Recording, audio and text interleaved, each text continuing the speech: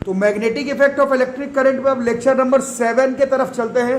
पहला 6 लेक्चर हो गया है और जैसे कि जो लोग रेगुलर क्लास कर रहे हैं उन लोगों को मालूम होगा कि जितना भी टॉपिक है magnetic effect of electric current में वो 10th में एक साथ ही ठूस ठास करके दे दिया गया है ना। एक्चुअली में आप लोग इसमें जितना भी टॉपिक पढ़ रहे हैं, जो लोग साइंस ऑप्ट करेंगे सीनियर का, वो सब एक अपना अलग अलग एक चैप्टर है जो सब ठूस ठास के एक ही साथ पढ़ा दिया जा रहा है ना। तो आज जैसे टॉपिक पढ़ेंगे, today we will start this topic electromagnetic inductions. Page number 233 निकाल लीजिएगा। इलेक्ट्रिक मोटर बता दिया गया था। जो लोग क्लास नहीं किए हैं मेरा जिम्मेदारी नहीं है, जिन्होंने कर लिया है पेज नंबर 233 एनसीईआरटी का, इसमें हम लोग इलेक्ट्रोमैग्नेटिक इंडक्शन 10th क्लास में ये सबसे पहले टॉपिक दिया हुआ है। सीनियर भाई बंधु लोग सीनियर क्लास में है तो उन लोग आपको बताएंगे। 12th क्लास में ये पूरा एक चैप्टर है, यूनिट, चैप्टर से भी ज्यादा जिसको बोलते हैं यूनिट, इसके अंदर 3 चैप्टर है। इतना टॉपिक सीनियर क्लासेस में इसमें पढ़ना है।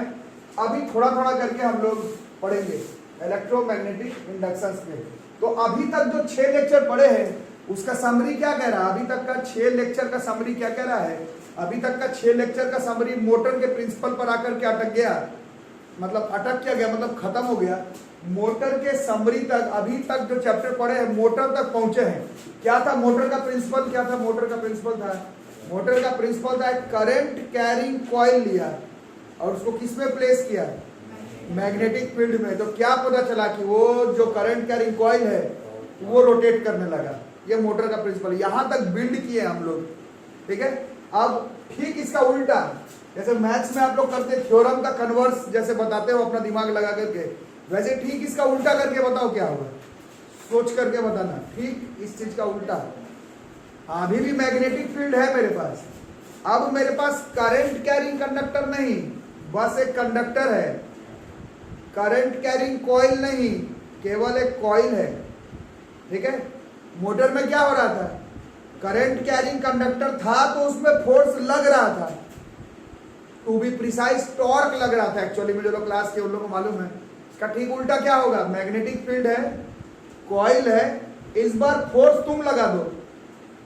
ठीक मोटर का उल्टा है। क्या करना है? इस बार फोर्स कंडक्टर का है तो फोर्स तुम लगा दो, कॉइल का है तो टॉर्क तुम लगा दो। तो क्या होगा? इस बार करंट इंड्यूस हो जाएगा। इसी फेनोमेना को ही हम लोग इलेक्ट्रोमैग्नेटिक इंडक्शन कहते हैं। मोटर का प्रिंसिपल का ठीक उल्टा। सिर्फ मोटर का प्रिंसिपल का बात नहीं है, जो टॉपिक आपको force on current carrying conductor में बताया गया था, ठीक उसका उल्टा, ठीक है। Force on current carrying conductor में मैग्नेटिक फील्ड था, करंट कैरिंग कंडक्टर था, उस पर फोर्स लग रहा था। उल्टा है, मैग्नेटिक फील्ड अभी भी है, कंडक्टर है, करंट कैरिंग कंडक्टर नहीं, फोर्स तुम लगा लो। क्या होगा? पता चलेगा कि पूरे फेनोमेना के एंड में, उस कॉइल में, उस वायर में, उस कंडक्टर में करंट इंड्यूस हो जाएगा। इंड्यूस का मतलब नकली तरह से प्रोड्यूस करना को बोला जाता है, मतलब हो जाना होता है, ठीक है। तो इस केस में करंट क्या हो जाएगा? इंड्यूस हो जाएगा। और करंट इलेक्ट्रिसिटी चैप्टर आप लोग पढ़े थे, ओम्स लॉ पढ़े थे, वहां पर पढ़ा जहां करंट वहां वोल्टेज, जहां करंट वहां वोल्टेज। तो अगर करंट इंड्यूस हुआ तो साथ साथ क्या इंड्यूस हो जाएगा?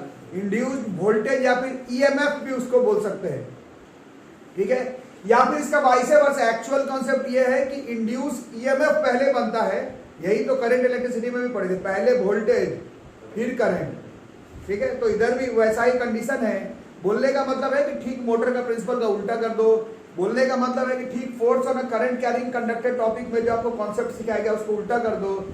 एक करंट कैरिंग कंडक्टर नहीं, एक कंडक्टर लो, मैग्नेटिक फील्ड के अंदर या तो उसमें फोर्स लगाओ या फिर गोल गोल गोल घुमाओ, टॉर्क लगाओ। इस बार करंट क्या हो जाएगा? इंड्यूस हो जाएगा। इस बार वोल्टेज क्या होगा? वो इंड्यूस हो जाएगा। इंड्यूस करंट, इंड्यूस वोल्टेज जो प्रोड्यूस हुआ, इसी फेनोमेना को हम लोग इलेक्ट्रोमैग्नेटिक इंडक्शन कहते हैं। मोटर का प्रिंसिपल का ठीक उल्टा है, ठीक है। क्लियर कट बात? ओके। एक बार पेज नंबर 233 देख लो। पेज नंबर 233 डेफिनेशन तो हम लोग बाद में देखेंगे, पहले थोड़ा सा आप लोग डायग्राम वगैरह देखें। पहले figure number 13.16, page number 234, page number 234, figure number 13.16, page number 234, page number 234, figure 13.16 है ना। फिगर 13.16, उसमें देखो खुद से दिखेगा क्या क्या दिख रहा होगा इस बार देखो सोलेनॉइड नहीं है एक्चुअली में, मतलब एक रड है, उस पर एक तार बांधा हुआ है, वो करंट कैरिंग कंडक्टर नहीं है, उसमें बैटरी उटरी का ही नहीं दिख रहा होगा, देख लो, वो बस एक तार बांधा हुआ है। कुछ लोग सोलेनॉइड बोल रहे, सोलेनॉइड मानना तो सोलेनॉइड मान लो, एक्चुअली में वो एक रड है, आयरन निकल कोबाल्ट का, आयरन का ही मान लो रड है, उसके ऊपर क्या बांधा हुआ है, तार बांधा हुआ है, करंट कैरिंग कंडक्टर नहीं है, बैटरी का ही नहीं है, वो आप देख सकते हैं। बगल में देखो क्या है, बगल में आप देखेंगे कि एक बार मैग्नेट है, उस बार मैग्नेट को क्या करना है, उस बार मैग्नेट को देखो डायग्राम में, उस बार मैग्नेट को क्या करना है, उसके अंदर बाहर करना। वो जो अरेंजमेंट सेट किया वो सोलेनॉइड टाइप का, सोलेनॉइड नहीं है, रड है, रड के ऊपर तार लपेटा हुआ है, और इस पूरे अरेंजमेंट के अंदर मैग्नेट को क्या करना है, देखो डायग्राम में दिख रहा होगा, मैग्नेट को तेजी से अंदर बाहर अंदर बाहर अंदर बाहर अंदर बाहर करेंगे तो बोला है कि जो नीचे गैल्वेनोमीटर है, उस गैल्वेनोमीटर में डिफ्लेक्शन शो होगा। गैल्वेनोमीटर एक ऐसा इंस्ट्रूमेंट है जो करंट का वैल्यू को डिटेक्ट कर सकता है, ठीक है। एमीटर हम लोग पिछले चैप्टर में पढ़े थे, जो लोग क्लास किए करंट इलेक्ट्रिसिटी का, एमीटर क्या करता है, करंट को मेजर करता है। गैल्वेनोमीटर को मेजर से कोई मतलब नहीं है, गैल्वेनोमीटर केवल डिटेक्ट करता है, हल्का से हल्का करंट को गैल्वेनोमीटर डिटेक्ट कर सकता है। तो यहाँ पर क्या हुआ, उस एग्जाम्पल में आप लोग देख रहे होंगे, एक अरेंजमेंट है, उसमें एक तार बांधा हुआ है, वो तार कंडक्टर तो है बट वो तार करंट कैरिंग कंडक्टर नहीं है, और एक मैग्नेट को अंदर बाहर अंदर बाहर अंदर बाहर करना है, और उस गैल्वेनोमीटर में डिफ्लेक्शन शो होने लगता है। गैल्वेनोमीटर में डिफ्लेक्शन शो होना प्रूफ करता है इस बात को कि वहां पर क्या इंड्यूस हो गया, वहां पे करंट इंड्यूस हो गया। This phenomena is known as electromagnetic induction, ठीक है, क्लियर। बगल का पेज नंबर देखो, फिगर 13.17 देखो, फिगर 13.17 देखो, पेज नंबर 235, पेज नंबर 235 अब देखो, पेज नंबर 235 देखो, फिगर 13.17 है ना, उसको देखो। अब उसमें देखो क्या क्या दिख रहा है, उसमें भी एक रड है, उस रड में देखो एक कॉइल बांधा हुआ है, पहला वाला जो कॉइल बांधा हुआ है वो एक करंट कैरिंग कंडक्टर है, देखो उसमें बैटरी उटरी सब लगाया हुआ है, तो वो एक करंट कैरिंग कंडक्टर है। इसको हम लोग प्राइमरी कॉइल कहते हैं, अभी लिखवाऊंगा बट ऐसे कुछ अलग से लिखवाने वाली बात नहीं है। कौन सा कॉइल कहते हैं इसको हम लोग, प्राइमरी कॉइल। बगल में देखो एक और कॉइल लगा हुआ है, बगल में एक और कॉइल है, वो कॉइल करंट कैरिंग कंडक्टर नहीं है, वो बस एक कॉइल है, बस लपेटा हुआ है, और नीचे उसमें क्या है, गैल्वेनोमीटर। इस एक्सपेरिमेंट में भी करने के बाद ये मालूम चलता है कि जैसे ही हम लोग उस प्राइमरी कॉइल में, जो प्राइमरी वाला कॉइल है उसमें जैसे ही स्विच को ऑन करते हैं, समझ में आ रहा है, जैसे उस प्राइमरी कॉइल में जैसे स्विच को ऑन करेंगे तो उधर वाला जो सेकेंडरी कॉइल का गैल्वेनोमीटर है वो डिफ्लेक्शन शो करता है। उसके बाद करंट को ऑन रहने दो, वो गैल्वेनोमीटर डिफ्लेक्शन शो नहीं करता है। फिर जैसे ही प्राइमरी कॉइल का स्विच को ऑफ करेंगे तो सेकेंडरी कॉइल वाला गैल्वेनोमीटर फिर से डिफ्लेक्शन शो करता है। उस तरफ कॉइल में किसी भी तरह का करंट नहीं पास हो रहा था, बट गैल्वेनोमीटर का डिफ्लेक्शन शो करता है कि वहां पर भी एक करंट इंड्यूस हो गया है। This phenomena is also known as electromagnetic induction, ठीक है, क्लियर। ये सब अलग से भी एक्सप्लेन करेंगे बट पहले समझ लो। फिर से निकालो अगला पेज, अब देखो figure number, page number 236, page number 236, figure 13.19, page number 236, figure 13.19। कुछ लोग आप लोग में से पढ़ने में अच्छे देख लिए होंगे, वो out and out electric generator का डायग्राम है। कुछ लोग बोलेंगे जनरेटर को सिलेबस से हटा दिया गया, मैं भी बोल रहा हूँ जनरेटर को सिलेबस से हटा दिया गया, लेकिन इलेक्ट्रोमैग्नेटिक इंडक्शन को तो नहीं हटाया। उस डायग्राम से हम लोग जनरेटर तो चलो बाद में जानेंगे, इलेक्ट्रोमैग्नेटिक इंडक्शन हम लोग उसी डायग्राम से देख सकते हैं। उस डायग्राम में भी देखो क्या है, उस डायग्राम में नॉर्थ पोल साउथ पोल मतलब मैग्नेटिक फील्ड है। उस डायग्राम में क्या है, करंट कैरिंग कॉइल है, और उस कॉइल को क्या करना है, उस कॉइल को इस बार रोटेट करना है तुमको। मोटर में एंड में मालूम चला था कॉइल रोटेट हो रहा था, इस बार वो एक करंट कैरिंग कंडक्टर नहीं है, देखो उसमें बैटरी उटरी का ही नहीं लगा हुआ है, वो सिर्फ एक कंडक्टर है। जो कॉइल है, कॉइल एबीसीडी या जो भी नाम है, एबीसीडी नाम है ना, that is not a current carrying conductor, it is only a conductor, only a coil. इसको क्या करना है, इस बार गोल गोल तुमको घुमाना है। थोड़े देर के बाद गोल गोल गोल घुमाने के बाद हमें वो जो गैल्वेनोमीटर है, उस गैल्वेनोमीटर में इस केस में भी डिफ्लेक्शन शो करता है। इस केस में भी जो करंट इंड्यूस होगा उसको इंड्यूस करंट कहते हैं, और फेनोमेना को हम लोग इलेक्ट्रोमैग्नेटिक इंडक्शन कहते हैं। ठीक है, इज आर इलेक्ट्रोमैग्नेटिक इंडक्शन। अब थोड़ा सा हम लोग लिखेंगे। प्रॉब्लम यह है कि थोड़ा सा इलेक्ट्रोमैग्नेटिक इंडक्शन अभी मैं बता रहा था कि ये 10th में थोड़ा अलग कॉन्सेप्ट से समझना है और 12th में थोड़ा सा अलग कॉन्सेप्ट से इसको समझना है। 10th में थोड़ा सा अलग है, 12th में थोड़ा सा अलग है, तो हम लोग 10th वाले लेवल पर समझने का ट्राई करते हैं। तो क्या क्या है डेफिनेशन लिखते भी रहो। It is a process of producing होगा या प्रोड्यूस्ड इंड्यूस्ड करंट। इस बार करंट आपको प्रोड्यूस करना है, कैसे? Due to a relative motion between a magnet and a coil. ये तरीका है इलेक्ट्रोमैग्नेटिक इंडक्शन का।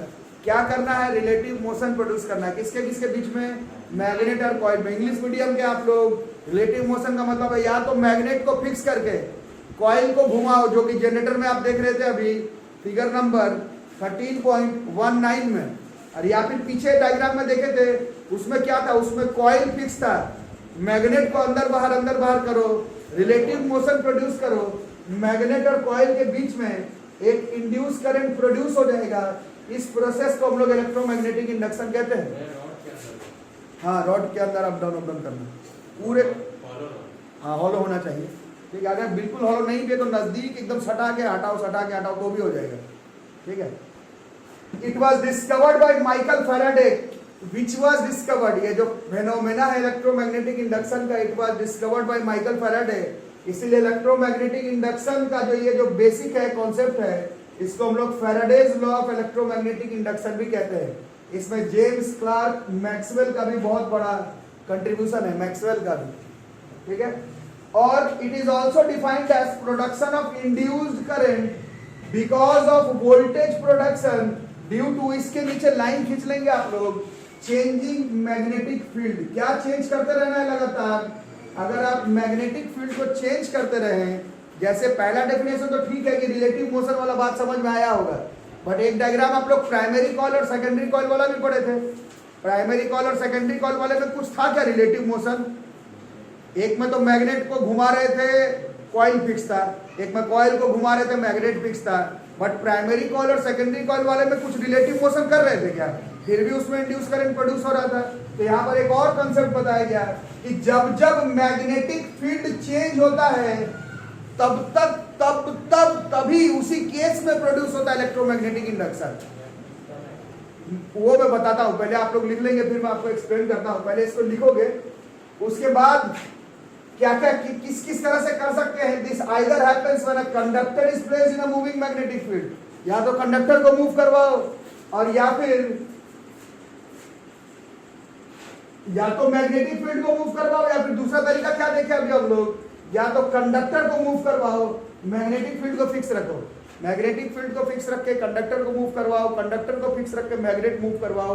ये बेसिक क्राइटेरिया इलेक्ट्रोमैग्नेटिक इंडक्शन का सबसे आसान तरीका है प्रोड्यूस करने की। ठीक है। और ये जो 3 वर्ड है इसको मैं बाद में एक्सप्लेन करता हूँ क्योंकि आपके क्लास का नहीं है, बट इसको अभी हम लोग समझेंगे। पहले वहां तक जहां तक लिखवा दिया हूँ 1 2 3 4th पॉइंट तक फटाफट नोट करके रख लो। देखो 4th पॉइंट के बाद जो 5वां पॉइंट में एक वर्ड दिख रहा होगा आपको, ये आप लोग अभी तक सुने नहीं होंगे। This is magnetic flux. तो जब भी एक्चुअली में यही मैं अभी बता दूं कि टेंथर्स को इलेक्ट्रोमैग्नेटिक इंडक्शन शॉर्टकट में समझा दिया जाता है, बट एक्चुअली में यहाँ पर इलेक्ट्रोमैग्नेटिक इंडक्शन पढ़ाने से पहले ये एक वर्ड पहले आपको क्लियर करना होगा, मैग्नेटिक फ्लक्स। 10th के एनसीईआरटी बुक में ये वर्ड मेंशन नहीं है, बट इलेक्ट्रोमैग्नेटिक इंडक्शन को डिफाइन करते समय ये वर्ड आपको सीखना कंपलसरी है। ठीक है। तो ये वर्ड थोड़ा समझना पड़ेगा। डेफिनेशन क्या कह रहा है? Magnetic flux linked with the surface when held in a magnetic field is defined as number of magnetic field lines crossing the surface normally। English medium के हो मतलब बताओ, इसका मीनिंग बताओ क्या है। मैग्नेटिक फील्ड के बीच में एक सरफेस को रख दिए, मैग्नेटिक फील्ड के बीच में क्या बनता है? Magnetic field lines. उस सरफेस पर कितना magnetic field of lines normally pass करेगा, उसको ही हम लोग कहते हैं मैग्नेटिक फ्लक्स। समझ में आ रहा है? समझ में आ रहा है क्या? एक कोई भी सरफेस है उसमें कितना magnetic field of lines normally pass कर जाए, इसको नापने वाला फिजिकल क्वांटिटी को हम लोग मैग्नेटिक फ्लक्स कहते हैं।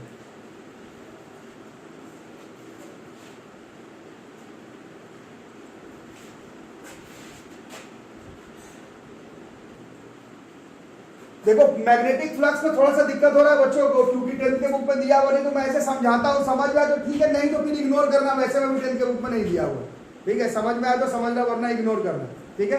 अब देखो जैसे तुम लोग नहाते वहाते हो, वैसे बहुत कम ही लोग नहाते होंगे, मेरे को पता नहीं, पर जो लोग नहाते होंगे बाथरूम में आपका शावर लगा हुआ होगा, ठीक है। शावर में से क्या निकलता है आपका, जो पानी का जो क्या बोलते हैं उसको, शावर्स जो निकलता है, स्ट्रीम्स जो निकलता है, ठीक है, उसको इमेजिन कर लो थोड़ी देर के लिए मैग्नेटिक फील्ड लाइंस, ठीक है। शावर को कंसीडर कर लो सोर्स ऑफ मैग्नेटिक फील्ड। अब वो मैग्नेट से मैग्नेटिक फील्ड निकल रहा हो या फिर इस चैप्टर का समरी है वो करंट कैरिंग कंडक्टर हो, उससे अभी फिलहाल कोई मतलब नहीं है मेरे को। शावर को क्या कंसीडर करना है, सोर्स ऑफ मैग्नेटिक फील्ड, और जो स्ट्रीम्स निकल रहा है उसको क्या कंसीडर कर लो, मैग्नेटिक फील्ड लाइंस, ठीक है। अब अपने हाथ में कप ले लो, कप या कड़ा उड़ा ले लो, कड़ा से भी हो जाएगा, ठीक है। ऐसे कप से ही समझ में आता है, जैसे अगर कड़ा ले लेते हो, इस तरह से अगर कड़ा ले लेते हो, ठीक है, ये कड़ा में जैसे सामने सामने रखते हो किसके, शावर के, ठीक है। तो ऐसे अगर रखते हो, मान लो ऐसे गिर रहा है शावर उसको, तो ऐसे रखते हो तो नॉर्मली मान लो इस तरह से शावर गिर रहा है, तो एक साथ कितना सारा शावर इसमें से पार कर जाएगा, बहुत सारा करेगा। कुछ बोलो वैल्यू, कुछ मान लो 10, मान लो ऐसे 10 शावर पार कर रहा है, कैसे, नॉर्मली। इसी को कहते हैं हम लोग मैग्नेटिक फ्लक्स। नॉर्मली एक सरफेस में से कितना magnetic field lines normally pass कर जाए, उसी को कहते हैं हम लोग, बोलो इसको क्या कहते हैं, इसको कहते हैं मैग्नेटिक फ्लक्स। बोलोगे सर तो चेंज कैसे होगा, चेंज होगा ये सरफेस को, ये सरफेस इसका जैसे ही, अभी इसमें क्या रूल बताएगा, तो तुमको सरफेस को चेंज करना है, या तो तुमको मैग्नेटिक फील्ड चेंज करना है, अच्छे समझना, या तो तुम शावर का पोजीशन चेंज करोगे। शावर का पोजीशन चेंज करोगे तो क्या होगा, जैसे अगर 4 मैग्नेटिक माने 10 तुम लोग बोले थे ना, 10 मैग्नेटिक फील्ड लाइंस इसमें से पास कर रहा था, ये मैं ऐसे ही रखा हूं, शावर का पोजीशन चेंज कर दोगे, थोड़ा सा आगे पीछे किए तो अभी भी 10 पार करेगा, नहीं करेगा ना। क्या चेंज हो गया, कितना number of magnetic field lines इसमें से नॉर्मली पास कर रहा है, ये चेंज हो गया ना। इसी को कहते हैं मैग्नेटिक फ्लक्स चेंज हो जाना। Magnetic flux linked with the coil अगर चेंज हुआ, केवल उसी केस में प्रोड्यूस होता है इलेक्ट्रोमैग्नेटिक इंडक्शन, ठीक है। अब समझ में आ रहा है नॉर्मली वाला बात। दूसरा तरीका भी है, दूसरा तरीका भी क्या, शावर का पोजीशन मत चेंज करो, ये जो कॉइल है इसका पोजीशन चेंज करो। अब बताओ क्या होगा, अभी भी अगर पहले 10 शावर इसमें से तुम लोग बोले थे पार कर जाएगा नॉर्मली, अब कॉइल को जैसे ही घुमाएंगे तभी भी 10 पार कर जाएगा क्या, नहीं करेगा ना। तो क्या चेंज हो रहा है, number of magnetic field lines crossing this surface normal, इसी को मैग्नेटिक फ्लक्स कहते हैं। ये अगर चेंज हुआ उसी केस में बनता है इलेक्ट्रोमैग्नेटिक इंडक्शन। इसी फेनोमेना को ही एक्चुअली में कहते हैं इलेक्ट्रोमैग्नेटिक इंडक्शन। टेंथर्स को फ्लक्स फ्लक्स नहीं समझा करके इस तरह से समझाया जाता है कि रिलेटिव मोशन कर देते हैं, वायर को फिक्स करके मैग्नेट को मूव कर दो या मैग्नेट को फिक्स करके वायर को मूव कर दो, तब बन जाएगा electromagnetic induction. But actual concept ये है मैग्नेटिक फ्लक्स। ये नेक्स्ट डेफिनेशन में, ये तो डेफिनेशन लिखवाया, अब समझ में आ गया कैसे नंबर क्रॉसिंग नॉर्मली का क्या मतलब होगा। अब अगला वाला डेफिनेशन समझ में आएगा। अगला वाला डेफिनेशन क्या कहता है, electromagnetic induction is the phenomena of production of electric current और ईएमएफ इन अ कॉइल। कब, अभी कब होगा, when the magnetic flux linked with the coil changes। ये डेफिनेशन है। ऊपर वाला डेफिनेशन टेंसर को ऐसे समझाया जाता है, नीचे वाला डेफिनेशन इंपॉर्टेंट है, magnetic flux linked with the coil changes. तो दो चीज एक साथ समझ गया, मैग्नेटिक फ्लक्स का डेफिनेशन भी समझ में आ गया होगा। Magnetic flux linked with the surface when held in a magnetic field is defined as number of magnetic field lines crossing the surface normally। ये फ्लक्स का डेफिनेशन है। और अगला डेफिनेशन ये है कि फ्लक्स अगर चेंज हो, चाहे जैसे भी चेंज हो, मैग्नेटिक फ्लक्स चेंज होना चाहिए, चाहे जैसे भी चेंज करो, चाहे कॉइल मूव करवाओ, मैग्नेट मूव करवाओ, प्राइमरी में स्विच दबा के सेकेंडरी का चेंज करो, जैसे चेंज करना है करो, magnetic flux linked with the coil change हुआ, फेनोमेना होगा इलेक्ट्रोमैग्नेटिक इंडक्शन। और इलेक्ट्रोमैग्नेटिक इंडक्शन के समय जो करंट हुआ उसको इंड्यूस करंट कहेंगे। ओम्स लॉ कहता है अकेला करंट हो नहीं सकता, वोल्टेज भी होगा, इंड्यूस वाला ईएमएफ भी होगा, इसको हम लोग इंड्यूस ईएमएफ कहेंगे, ठीक है। इलेक्ट्रोमैग्नेटिक इंडक्शन के समय जो current that is induce current electromagnetic induction के समय जो वोल्टेज या फिर EMF that is induced EMF, ये पूरा कॉन्सेप्ट है इलेक्ट्रोमैग्नेटिक इंडक्शन का। ठीक है, अब 5वां 6वां 7वां पॉइंट लिख लो। और ऐसे मैग्नेटिक फ्लक्स आपके क्लास में दिया हुआ नहीं है, ये आपके किताब में दिया हुआ different ways to induce current in a coil.